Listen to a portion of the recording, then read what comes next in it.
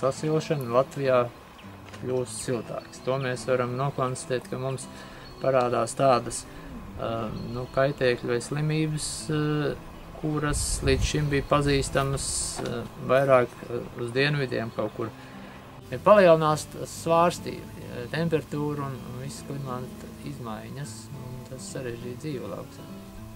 Tur jau ir drusciņi, jāsaka tāda, ja lietā jāpieiet filozofiski, vai es parakstos uz to, ka es dzīvoju ar tādu domu izmantot sauli vai nē.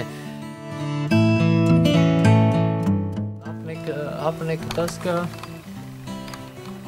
lai iegūtu siltu ūdeni, pat vasarā ir jākurina un jāsilda pasaule un māja un jāmocās.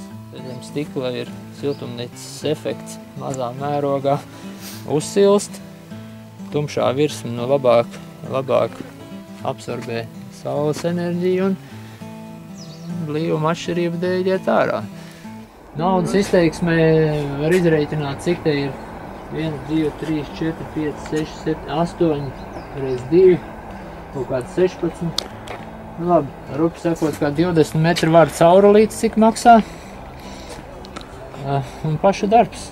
Un drusku vairāk kā viena loksne cinkotā skārna. Princips bija iztikt ar to enerģiju, kas ir no saules.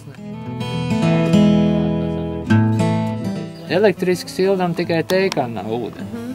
Nekādu boileri mēs gandrīz vai principu pēc nelietojam.